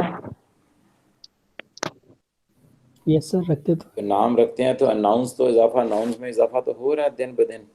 इसी तरह एडजेक्टिव्स जो हैं उनमें भी इजाफा हो रहा है। ठीक है, खूबसूरत, बदसूरत, अच्छा, बुरा, ठीक है, लंबा, छोटा, ये सारे क्या हैं? एडजेक्टिव्स हैं। इसी तरह वर्ब्स जो होते हैं इनमें भी इजाफा हो रहा है, नए नए वर्ड्स बनते हैं वर्ब के हवाले से। He will hit the ball and sky it, पहले स्काई नाउन इस्तेमाल होता था, अब वर्ब भी इस्तेमाल होता है। ठीक है, बहुत ऊंचा फेंक देना, स्काई द बॉल प्लीज, बहुत ऊंचा फेंक दो बॉल को।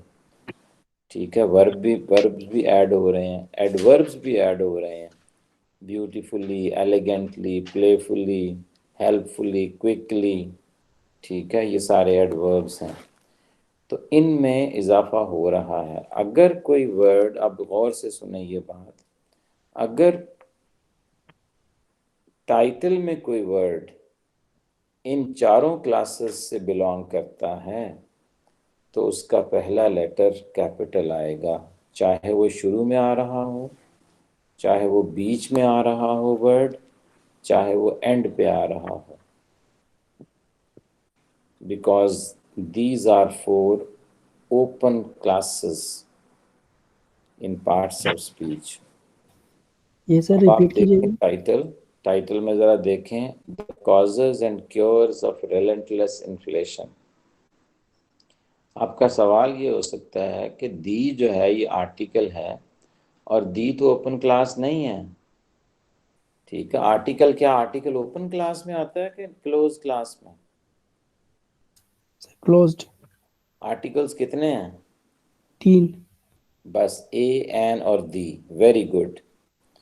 तो ये दी को क्यों कैपिटल किया गया है, टी को इसलिए कर दिया गया है, याद रखें वो वर्ड जिससे टाइटल शुरू होगा, चाहे वो वर्ड क्लोज्ड क्लास से ताल्लुक रखता है या ओपन से रखता है, उस वर्ड का पहला लेटर हमेशा कैपिटल होगा टाइटल में।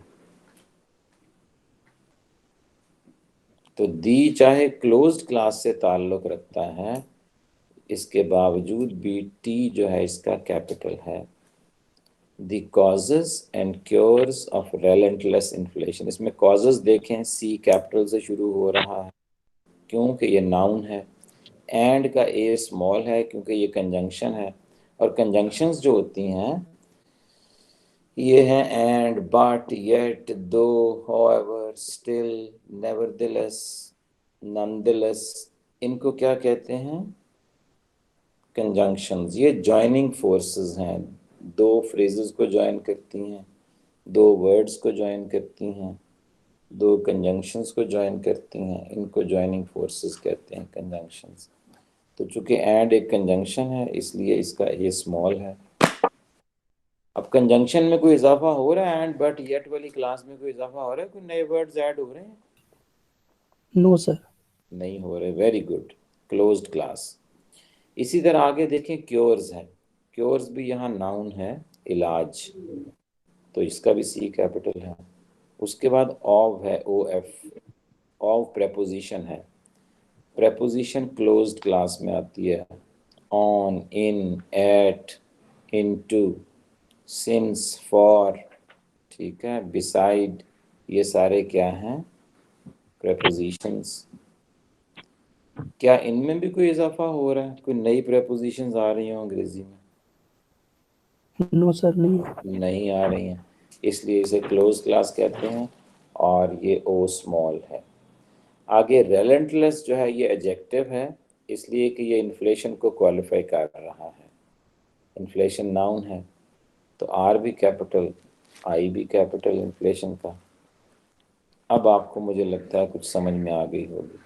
देखें ना, क्लोज क्लासेस में कंजंक्शंस हैं, एंड, बट, येट, आर्टिकल्स हैं, ए एंड दी, प्रोनाउंस हैं, ही, शी, इट, दे, देम, ठीक है, हिम, हिज, ये सारे जो हैं प्रोनाउंस हैं, ये भी जो है फिक्स्ड हैं, इनमें भी कोई इजाफा नहीं हो रहा, ठीक है। इसी तरह प्रेपोजिशंस हैं, इनमें भी कोई इजाफा नहीं हो रहा। तो ये जो हैं क्लोज्ड क्लासेस हैं। तो सर जो प्रीपोजिशन है उसमें मतलब उसका भी कैपिटल नहीं लिखना? उसको कैपिटल में लिखना है? नहीं, वो तो क्लोज्ड है ना। क्लोज को तो फिर कैपिटल में नहीं ना लिखेंगे। हाँ, अगर आपका टाइटल प्रेपोजिशन से शुरू हो रहा है तो फिर तो डेफिनेट, फिर तो मैंने कहा चाहे किसी भी क्लास से बिलोंग करता हो, क्लोज या ओपन, अगर जहां से टाइटल शुरू हो रहा है, जो पहला लेटर होता है, पहला जो वर्ड है टाइटल का, उसका चाहे वो किसी भी क्लास से ताल्लुक रखता हो वो वर्ड, उसका पहला लेटर कैपिटल होगा। जिस तरह हम यहाँ देख रहे हैं दी कॉजेज, दी अगर जिस क्लोज क्लास से ताल्लुक है लेकिन टी तो कैपिटल है। ओ भाई, ये समझ आई है बात? ये तो क्लियर है।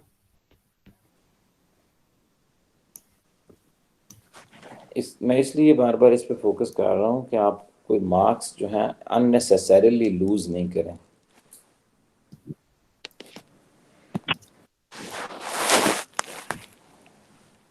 Second, Précis is 1/3 of original passage or passages in case of more than one passage। कई दफ़ा 2-3 passages में उसे स्प्लिट किया होता है। जब आपने समरी करनी है, समराइज देम इन वन, उनको आपने एक में समरी कर देनी है। 3 पैसेजेस अगर दिए हुए हैं जिसमें जो है ओरिजिनल कॉम्पोजिशन में जिसको आपको कहा गया प्रेसी कर दें, तो जब प्रेसी उनकी करनी है तो उसको एक पैराग्राफ में करना होगा।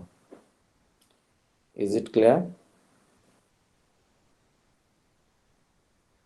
ये नहीं है कि तीनों को अलग अलग तीनों अलग अलग पैराग्राफ की 3 अलग अलग प्रेसिस कर दी हैं, पहले की एक, दूसरे की दूसरी, तीसरे की तीसरी। नो, वो इंटरकनेक्टेड होते हैं। तो उनको आपने इंटरकनेक्शन करके, इंटरकनेक्टेड करके ही आपने प्रेजेंट करना होता। Third, precis is attempted in third person pronounce.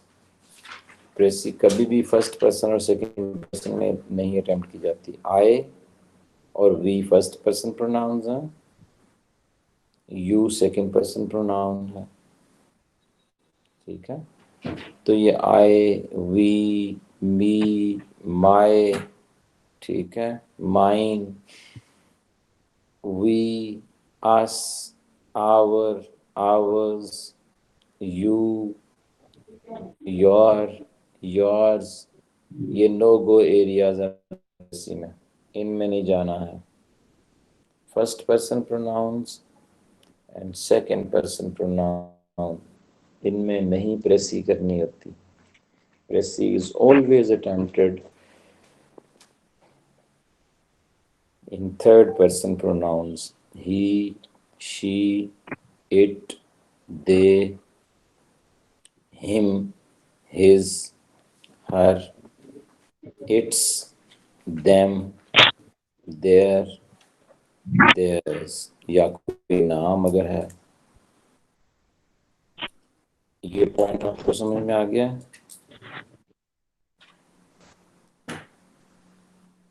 अगर पूरा पैसेज भी फर्स्ट पर्सन में है ना तो प्रेसी में ये आप रिपीट करते हैं, ये नहीं समझ आया। ये नहीं समझ में आया। अगर पूरा पैसेज ये है कि there is a garden in front of my house, ठीक है, I go to the garden daily, ठीक है, I water the plants, I sow the seeds in flower beds, ठीक है, हर जगह आए आए आ रहा है। जब आपने प्रेसी करनी है ना तो आपने कहना है the writer has a garden in front of his house which has plants in it, he goes there, he waters them। ये आपने इस तरह करके करना है। he और she में चले जाना है, आई को आपने फारिग कर देना। ठीक है सर।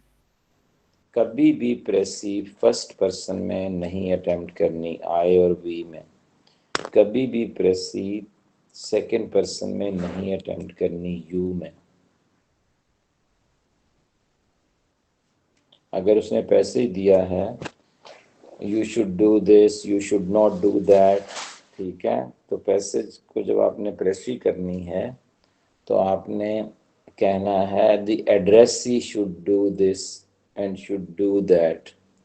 फिर आगे he should do this and he should do that. Addressee जिसको एड्रेस किया जा रहा है, या द पीपल, लोगों को कहा जा रहा है, the people should do this, the people should not do that.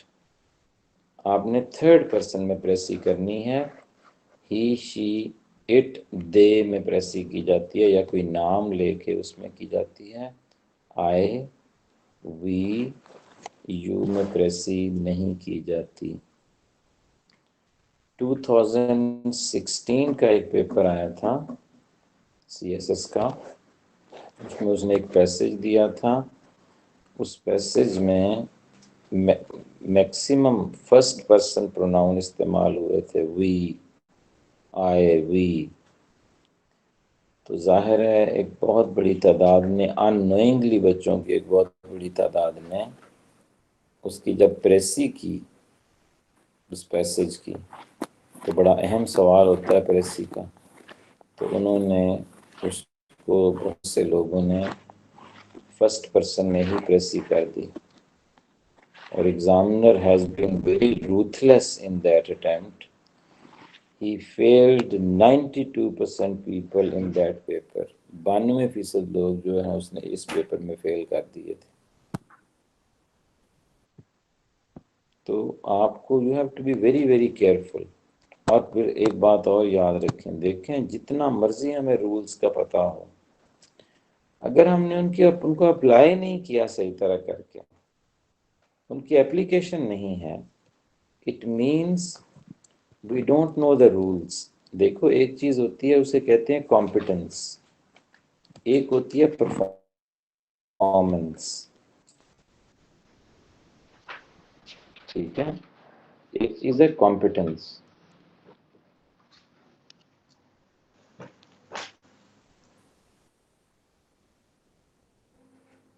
देखें, एक चीज़ होती है कॉम्पिटेंस, एक चीज़ होती है परफॉर्मेंस।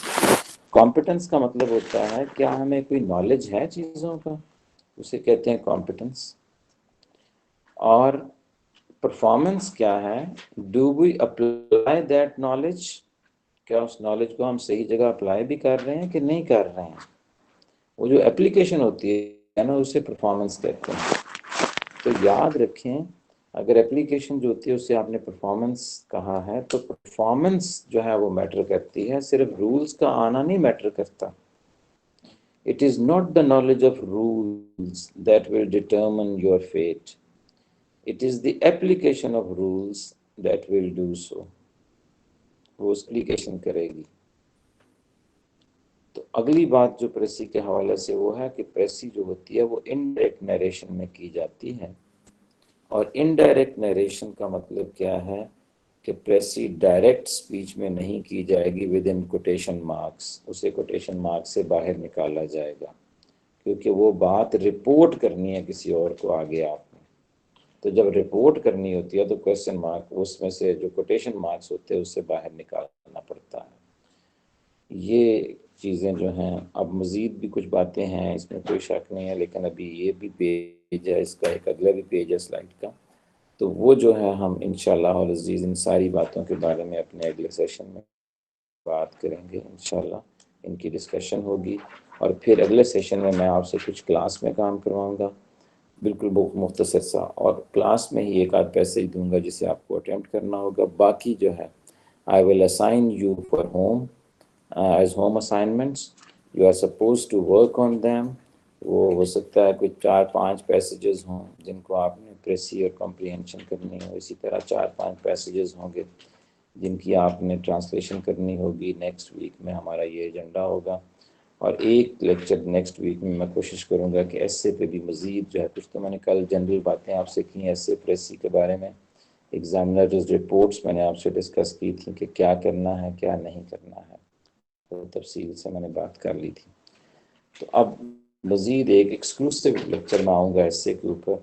लेकिन याद रखें, मैंने ज़्यादातर एसए को जब आपसे बात करूँगा जो थियराइज नहीं बहुत करूँगा, सवाए पहले लेक्चर के, एक लेक्चर के। बाकी एसए जो लिखना है वो है it is learning by doing, ये करने से आपको आना है, सिर्फ इसको समझने से कि ये करना चाहिए एसए में, ये नहीं करना चाहिए, ठीक है, ये अलाउड है, ये अलाउड नहीं है, सिर्फ इसका पता होना ज़रूरी नहीं है। सही मानों में एसए की तैयारी या एसए की सही प्रिपरेशन ये है कि we must read a lot, and then we need to start reproducing our thoughts on certain topics. हम लिखना शुरू करें और लिख के चेक करवाएं, फिर लिखें, फिर चेक करवाएं, फिर लिखें। This is the genuine preparation of essay writing. सही मानों में एसे की ये तैयारी है। ये तैयारी हरगिज़ नहीं है कि मुझे जो है ना जो है वो रूल्स पता लग गए हैं या ये पता चल गया। No, it is learning by doing. So you need to write, I must go through your script, I must pinpoint the flaws and loopholes. You must get them identified. ठीक है, you must get awareness of them, and then you must get on your way to to improve and to get rid of those problems. उनको rectify करें over time और फिर बेहतर से बेहतर जो है वो आप परफॉर्म करें। ये उसका तरीका है। तो इंशाल्लाह अज़ीज़ बाकी बातें हम जो है प्रेसी के बारे में भी और एसए के बारे में भी और प्रैक्टिकल एक्सरसाइज जो हैं इनके बारे में हम अगले सेशंस में इंशाल्लाह अगले वीक करेंगे। हमारी हर वीक के पहले 3 दिन क्लास ये होगी from 9 to 10:30। Any question regarding today's session? अगर कोई सवाल है किसी का तो। सर ऐसे के लिए कोई रीडिंग मटेरियल अगर सजेस्ट कर दें ताकि वो एडवांस में। हाँ, रीडिंग मटेरियल के लिए मैं आपसे ये कहूँगा कि एक तो बात ये है कि कोई रसल के चंद एसेज पढ़ें, नंबर 1। अगर वो आप कर सकें तो बहुत अच्छी तैयारी जो है वो होगी, एक आइडियाज़ को प्रेजेंट करने का ढंग आपको आएगा। दूसरा जो है इसके लिए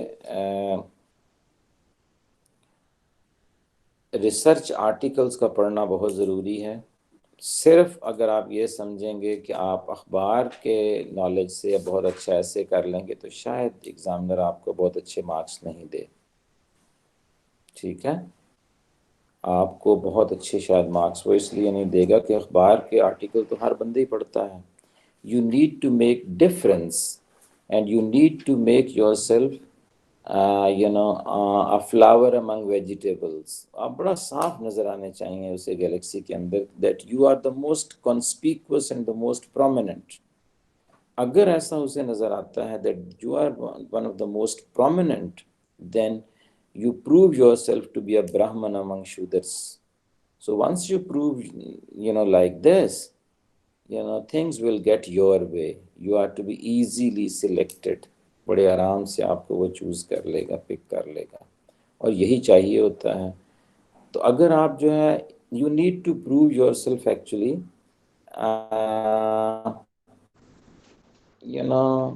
अ firefly in winter. Winter में आप एक फायर फ्लाई, विंटर में स्ट्रॉन्ग जो मौसम सख्त में भी आप सरवाइव कर रहे हैं। तो अगर आप ऐसा करते हैं, you need to be a sulphite in the galaxy of bromides. सारे ब्रोमाइड्स आप सल्फेट के अंदर में आने, फिर उसने आपको कुछ ना कुछ देना है। और उसके लिए ज़रूरी ये है, you have to be the one who thinks out of the box. उसके लिए आपको उन सोर्सेज पे जाना पड़ेगा जिन पे नॉर्मली स्टूडेंट्स नहीं जाते।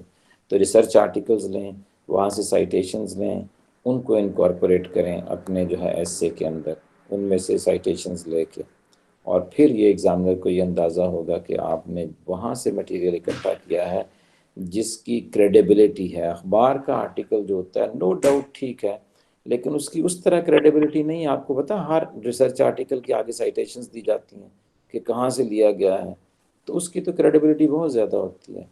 तो मैं ये कहूँगा कि आप जो है मल्टीकल्चरलिज्म, जिस तरह मैंने एक दफ़ा आपको एक किताब कही थी, वो इसी तरह मैंने आपको अब एक किताब रिकमेंड की थी, 8 deadly sins of civilised man. इस तरह की एक किताब है, 8 deadly sins of civilised man. वो किताब जो है, मेरा ख्याल है वो इस पे आपको अवेलेबल होगी नेट पे, तो वहीं से आप लेके तो उसे आप पढ़ छोड़ें। वो 8 बहुत अच्छे टॉपिक्स हैं, और आप देखेंगे कि उनमें से कोई ना कोई टॉपिक किसी न किसी एंगल से आपके इम्तिहान में पूछा जाएगा। ठीक हो गया? सर इसमें एक क्वेश्चन है सर, जी फरमाएं। कि सर आपने क्रेडिबल सोर्सेज की बात की है, तो पाकिस्तानी रिसर्च आर्टिकल जो आपको प्रोफेसर का पता है, वो हमारी असाइनमेंट कोई ठीक तरीके से ओ भाई, मैं उन रिसर्च आर्टिकल्स की बात नहीं कर रहा, लेकिन इसके रिसर्च बावजूद फिर भी मैं ये कहूँगा, देखो, फिर भी मैं ये कहूँगा कि उनको भी आप पढ़ें। फ़र्ज़ किया आपने जेंडर स्टडीज़ रखा हुआ है, और जेंडर स्टडीज़ का जो है वो डिपार्टमेंट जो है वो एक आर्टिकल, रिसर्च आर्टिकल उनका जर्नल है, या कायदे यूनिवर्सिटी का या किसी और यूनिवर्सिटी का एक रिसर्च जर्नल है। तो कई दफ़ा ये होता है कि वही रिसर्च जर्नल जो होता है, उसका जो एडिटर होता है ना, वो आपका पेपर सेटर होता है, और उसी ने अपने उसी रिसर्च जर्नल के अंदर से एक या दो जो होते हैं ना आर्टिकल्स, उन पर 1 2 3 क्वेश्चन बेस करके दे देता है। अगर आपने वो पढ़े हुए हैं तो बड़े आराम से वो आप करेंगे। पॉलिटिकल साइंस डिपार्टमेंट का रिसर्च जर्नल होगा, अगर आपकी डिपार्टमेंट से पेपर बना है, या कायदे यूनिवर्सिटी से पेपर बना है, या किसी और डिपार्टमेंट से पेपर बना है, तो मैं आपसे ये भी कहूँगा कि इनके रिसर्च जर्नल्स जिस तरह की भी इनकी क्वालिटी है, इनको आप कुछ ना कुछ जो है वो इन पे ट्रस्ट करना पड़ेगा। दूसरा ये है कि आपके पास इतना बड़ा स्पेक्ट्रम है, नेट, वहाँ पे जाएं, ढूंढें, ढेर सारे आर्टिकल्स मिलेंगे आपको। सर टॉपिक्स कौन और से वो लें इनिशियल रीडिंग के लिए? टॉपिक डिसाइड करें कि आपने जेंडर पे ऐसे करना है, आपने एजुकेशन पे करना है, आपने जो हॉट करंट इश्यूज हैं उन पे करना है, ठीक है, या कोई और जो है कोई जेनरिक टॉपिक्स जो वो दे रहे हैं, या लिटरेरी कोई टॉपिक उस पर आपने करना है, कोई एक आधा हर दफ़ा लिटरेरी भी होता है। तो आप डिसाइड कर लें कि आपने किस एरिया को लेना है। तो आप 2 एरियाज को ज़रूर पकड़ें, एक एरिया को नहीं, कम से कम 2 एरियाज को, ठीक है ना। तो उस पे फिर आप शुरू हो जाएं, उस पे डेटा ठीक। इकट्ठा करना शुरू कर दें, साइटेशंस लेना शुरू कर दें। जी कोई और भी हाथ खड़े कर रहे हैं? सर ये मेरा ही था, मैंने वो रेज कर किया। अच्छा अच्छा, चलो ठीक है चंगेज़ जी। लें जी, अब खासा टाइम हो गया, इंशाल्लाह अज़ीज़ अगले वीक मुलाकात होगी 9 PM ऑन मंडे इंशाल्लाह अज़ीज़। अस्सलामु अलैकुम व रहमतुल्लाह।